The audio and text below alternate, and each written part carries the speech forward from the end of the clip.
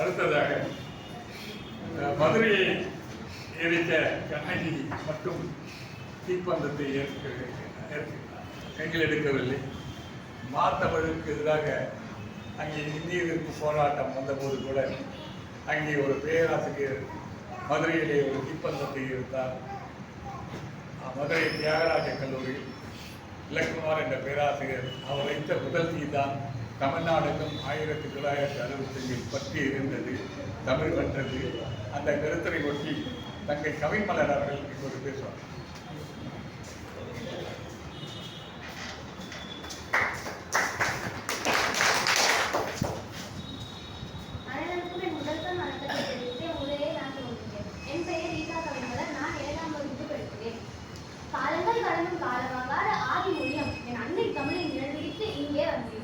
இன்றைக்கும் முன்பே புகழ்ந்த என் அன்னை தமிழை பணிந்து வணங்கி அவையோர் அனைவரையும் அன்பால் வணங்குகிறேன்.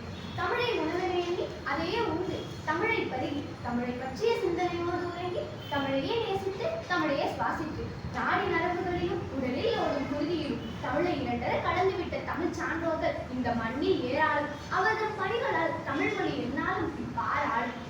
ஆம், தமிழர்களை தலைமையில் சுமந்து தரணி எங்கும் வெற்றி உலா வந்த தமிழ் சான்றோர்களை எண்ணி பார்க்கிறேன். அத்தகைய சிறப்பு வாய்ந்த மேதைகளும் ஒருவரான செந்தமிழ் மாமணி முனைவர் சி. இலக்குவனாரை பற்றி சற்றே சுருக்கமாய் சொல்ல பார்க்கிறேன். இலக்குவனார் 1909ஆம் ஆண்டு நாகை மாவட்டம் வாய்மேடு என்னும் சிற்றூரில் பிறந்தார். இவர் நவம்பர் மாதம் 17ஆம் நாள் பிறந்தார்.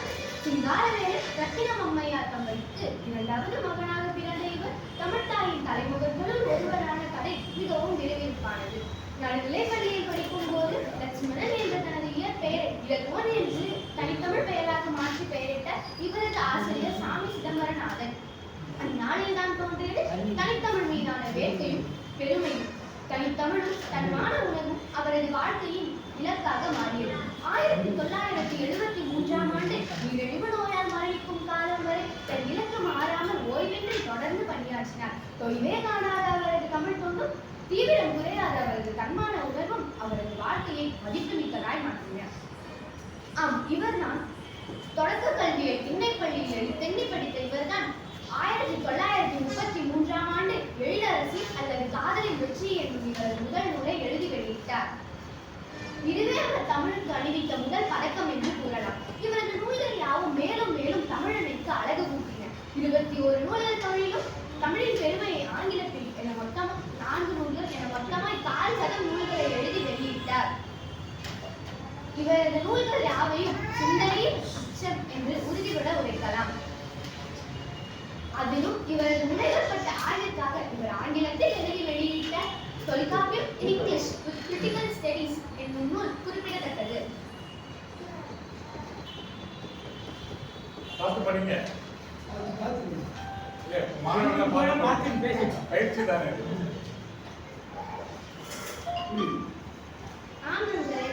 நண்பர்களே, இவர்தான் 1962ஆம் ஆண்டு மதுரையில் தமிழ் காப்பு கழகத்தை தொடங்கி தீவிரமாக பணியாற்றியவர். இவர் தமிழில் பேச வேண்டும், தமிழில் எழுத வேண்டும், தமிழில் பயில வேண்டும், தமிழ்தான் பெயரிட வேண்டும் ஆகிய 4 முக்கிய நோக்கங்களை கொண்டே அக்குழு அமைக்கப்பட்டிருந்தது. இந்த குழுவை நடைமுறைப்படுத்த வேண்டும் என்பதற்கு அவரது சிந்தனைகள் நாள்தோறும் தீயாய் பார்த்தன. இவரது செயல்களுக்கு ஒருதுணையாய் இருந்த திருக்குறள் இளங்குமரன் அவர்களையும் இந்த நேரத்தில் நன்றியோடு நினைத்து பார்க்கிறேன். பார்த்து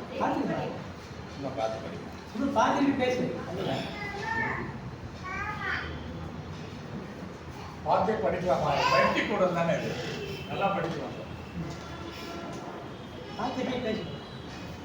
இவரது சிந்தனைகள் எல்லாம் மாதந்தோறும் காலந்தோறும் தானே தொடங்கிய இலக்கிய இதழ்களில் வெளியிட்டார். திராவிட கூட்டரசு, குரல் நெறி ஆகிய சங்க இலக்கியம் ஆகிய இதழ்கள் இவரே தொடங்கிய இலக்கிய இதழ்கள். இந்திய எதிர்ப்பு போராட்டத்தின் போது தான் நின்ற வரிசையில் இருந்து முந்தி சென்று முதல் வரிசையில் நின்று போராட்டத்தை தீவிரப்படுத்தினார். அப்போது இவர் மதுரை தியாகராஜர் கல்லூரியில் பணியாற்றி வந்தார். அமைச்சர்களை கொல்ல சதித்திட்டம் செய்கிறார் என்ற பெயரில் இவரை காவல்துறையினர் காவல்துறையினர் கைது செய்யப்பட்டார். அதனால் இவர் தியாகராஜர் கல்லூரியில் இருந்து வெளியேற்றப்பட்டார்.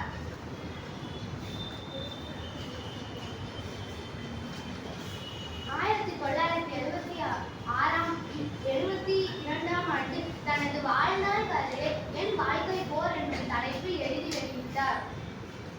அதுபோல இவருக்கும் மற்றும் இவரது புதல்வனுக்கும் சாகித்ய அகாடமி விருது கிடைத்தது. 2007ஆம் ஆண்டு இவரது நூல்கள் அரசுடைமை ஆக்கப்பட்டன.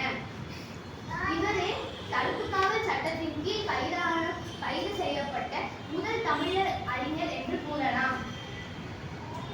இவர் 1952ஆம் ஆண்டு விருதுநகரில் கர்மவீரர் காமராஜரை எதிர்த்து ஜீவின் ஆய்வினை ஆதரித்து தீவிரமாக பிரச்சாரம் செய்தார். அப்போது இவர் விருதுநகர் கல்லூரியில் பணியாற்றி வந்தார். அதனால் இவர் அந்த கல்லூரியில் இருந்து வெளியேற்றப்பட்டார். அதெல்லாம் இவருக்கு புதிதல்ல. அதனால் அவர் அதை பற்றி கவலைப்படவில்லை. ஏனெனில் 1936ஆம் ஆண்டு தொடங்கப்பட்ட இவரது ஆசிரியர் பணி என்பது ஓரிரண்டு பள்ளிகளில் அடங்கிவிடவில்லை. இவர் தமிழ்நாட்டின் வடகோடியில் இருந்து தென் முனை வரைக்கும் இவர் கால்படாத இடங்களே இல்லை. ஆகவே நம்மால் முடிந்த அளவு நாம் தனித்தமிழ் காப்போம். நன்றி. நிறைய செய்திகளை தட்டச்சு செய்து பக்கங்களை கொண்டு வந்து பேசியிருக்கிறார். எங்களுக்கு நன்றி. சிறப்பாக பேசுறீங்க. அந்த காலத்தில் பெண்ணைப்பள்ளி நடத்துவாங்க, எல்லாரும் கேட்பாங்க. இப்போ பள்ளியிலும் ஆசிரியர் கல்லூரியிலும் தமிழ் கல்வி குறைந்து கொண்டே வருகின்ற இந்த வேளையில் இப்படி இளையோர் மாணவர்கள் பேச முதியவர்கள் கேட்கின்ற நிலை மாறி இருக்கிறது. இது போன்றுதான் தமிழ் ஊருக்கு 10 அமைப்புகள் வந்து ஆயிரமாய் தமிழ் கூடி இந்த மாணவ செல்வங்களை எல்லாம் தமிழில் பேச வைத்து தமிழ் இப்படித்தான் வளர வேண்டும், திருத்தொல்லி பெருவெள்ளமாக வாழும் என்ற நம்பிக்கையோடு ஐயா அறிவியல் அறிஞர் அவர்களை தங்கி மரியாதை செய்ய அழைக்கின்றோம்.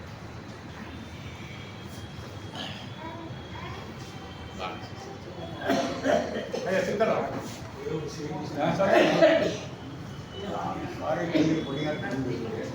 ஐயா கொஞ்சம் அமைதி.